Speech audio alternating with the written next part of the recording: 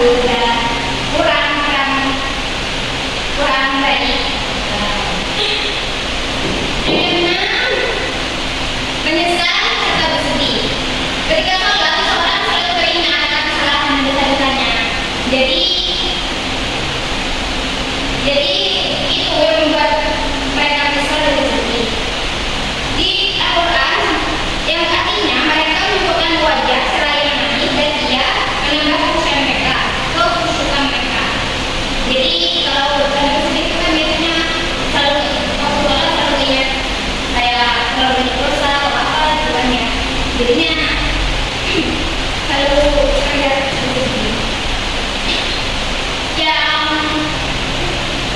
Yang sekarang mungkin ada yang ingin ditanyakan terkait ada sholat yang sudah disampaikan. Tidak ada bu. Dari guru akan menunjukkan yang ada berzikir terlebih dahulu ya. Ada berzikir itu dibagi menjadi 6 juga sama sebelumnya.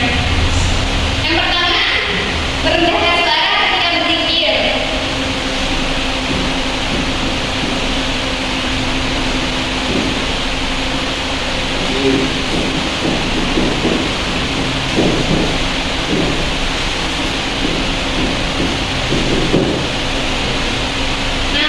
Hendaklah hal ini dimaksudkan agar tidak mengganggu konsentrasi orang lain yang ada di sekitarnya.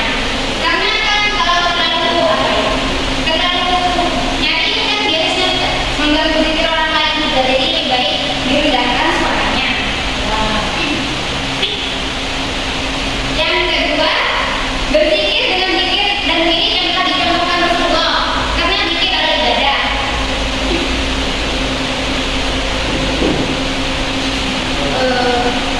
Ya seperti yang sebelumnya disampaikan, berzikir dan wirid harus harus kalau bisa yang seperti yang sudah Rasulullah contohkan. Tapi kalau ada zikir yang yang sudah pernah dipelajari dan itu lebih yang lebih bagus atau lebih yang bagus itu bisa dilakukan juga. Yang ketiga, mencoba memahami maknanya dan khusyuk dalam melakukannya. Makna dari berzikir sendiri itu biasanya harus dipahami agar sekiranya bisa meresap dalam diri kita sendiri, agar bisa menjadikan contoh di kemudian hari untuk lebih khusyuk dalam melakukannya. Yang keempat, duduk di satu tempat atau ruangan yang suci seperti duduk dalam sholat juga dianjurkan. Duduk di satu tempat atau ruangan yang suci biasanya kan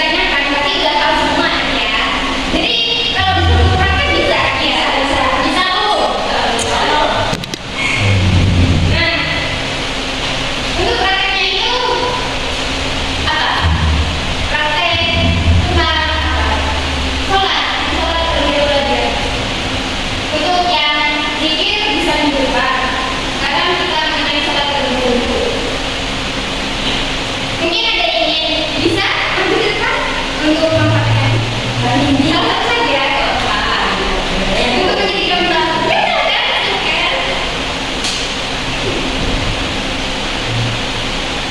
Nah, seperti dulunya kita bersama yang tadi tahu kan ya, kalau sholat itu harus khusyuk. Dan khusyuk itu dimulai dari ya, tahun ini ada dari minyak. ya bisa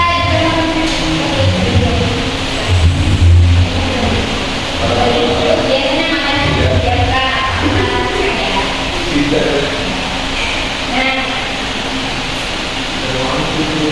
dan yang kedua itu hati yang ikhlas. Jadi harus ikhlas. Kan kalau dari kayaknya itu kan biasanya nggak tahu ikhlas atau enggaknya. Tapi kadang orang yang sendiri bisa dirasakan kalau ini ikhlas apa enggak. Nah yang ketiga menjaga waktu dan batasnya. Nah sekarang ini udah jam berapa? Kalau jam 9 berarti sebentar lagi ya. Duhur. Nah kalau sholat itu harus menjaga waktu dan batasnya. Jadi kalau seandainya sibuk tapi belum sempat sholat, jadi usahakan sholat terlebih dahulu. Nah, dan baru setelah itu bisa dilanjutkan sebelumnya agar hati bisa tenang, jaga pikiran ini udah sholat kalau belum sholat.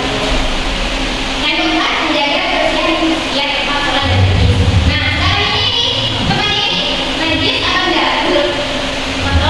Kotor ya. Jadi harus dibersihkan terlebih dahulu seperti dipek, disapu terlebih dahulu ya.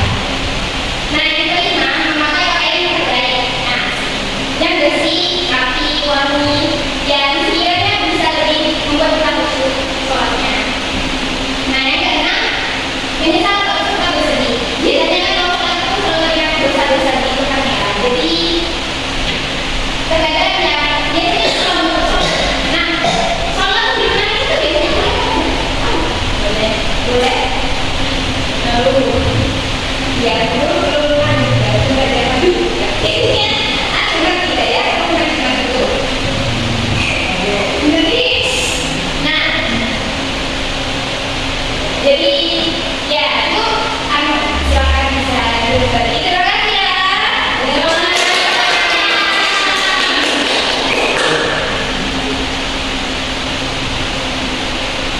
Dari penjelasan yang tadi atau ada yang ingin ditanyakan tadi bisa ditanyakan atau tidak?